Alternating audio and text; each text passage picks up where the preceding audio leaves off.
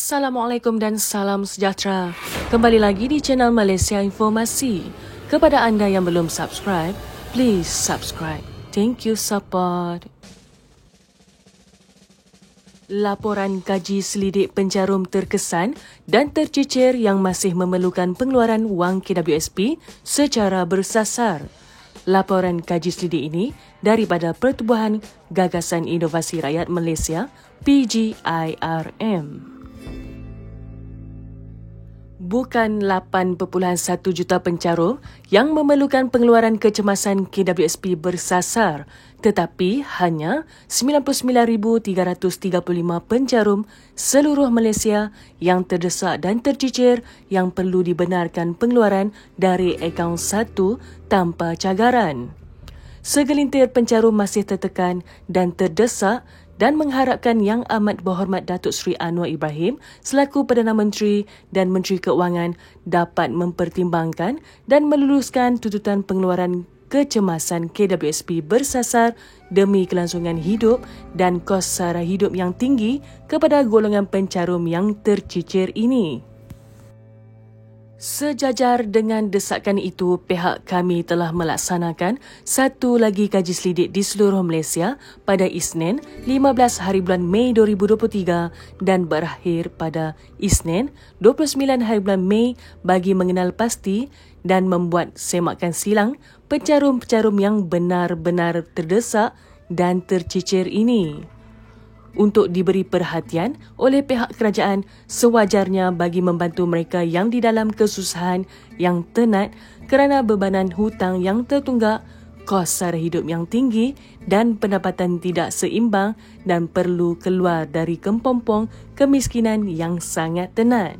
Jelas PGIRM. Justru di sini kami lampirkan laporan kaji selidik yang lengkap dengan jumlah pencarum yang tercicir hanya 99,335 pencarum di seluruh Malaysia mengikut pecahan negeri yang dinafikan dan mereka ini tidak layak untuk pinjaman FSA 2 dan selebihnya ramai yang telah meminjam FSA 2 dan ada yang tidak lagi memerlukan pengeluaran. Beberapa 10 faktor utama punca kenapa dan mengapa pencarum ini masih mengharapkan pengeluaran kecemasan KWSP bersasar dari akaun 1 tanpa syarat dan cagaran. Wajar diberikan perhatian dan diluluskan dari kaji selidik yang pihak kami telah laksanakan dan mengenal pasti di antaranya adalah nombor 1, telah diberhentikan kerja pada usia pertengahan tanpa diduga dan tanpa persediaan. Nombor 2, pendapatan tidak seimbang dengan kos sara hidup yang meningkat. Nombor 3, tiada lagi kerja lebih masa dan hanya peroleh gaji pokok semata-mata. Nombor 4, bebanan tunggakan hutang yang meningkat dan menghimpit kerana tidak dapat melunaskan pada masa yang ditetapkan. Seterusnya nombor 5, bebanan tunggakan bulanan sewa rumah yang tidak mampu dilunaskan mengikut masa yang ditetapkan sehingga ada di antara mereka yang disaran keluar dari rumah. Nombor 6, keterisan wang simpanan kerana telah digunakan untuk menyelesaikan komitmen yang ditanggung kerana pendapatan berkurangan.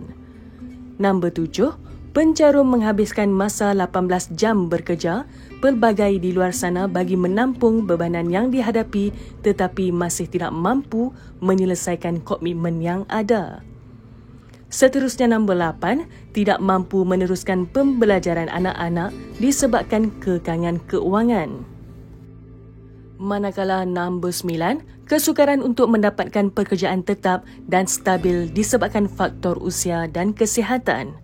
Akhir sekali, nombor 10, memerlukan sokongan modal bagi meneruskan perniagaan yang dijalankan terus maju disebabkan harga barangan yang seiring naik tidak menentu.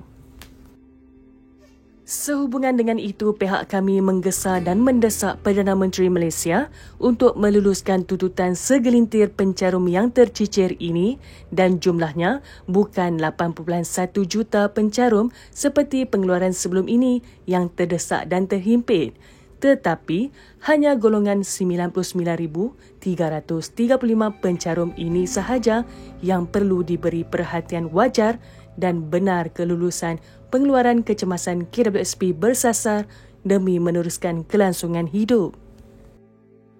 Jelas PGIRM lagi, pihak kami mempunyai blueprint senarai nama-nama pencarum yang lengkap hasil daripada kaji selidik yang dilakukan untuk diserahkan bagi tujuan ini dan pihak kami sangat mengharap untuk kali ini Perdana Menteri dan Menteri Keuangan meluluskan tuntutan rakyat ini demi kelangsungan hidup rakyat. Jelas Azmi Muhammad Tahir, Presiden Pertubuhan Gagasan Inovasi Rakyat Malaysia PGIRM. Semoga informasi ini memberi manfaat kepada mereka yang memerlukan. Sekian, terima kasih. Assalamualaikum.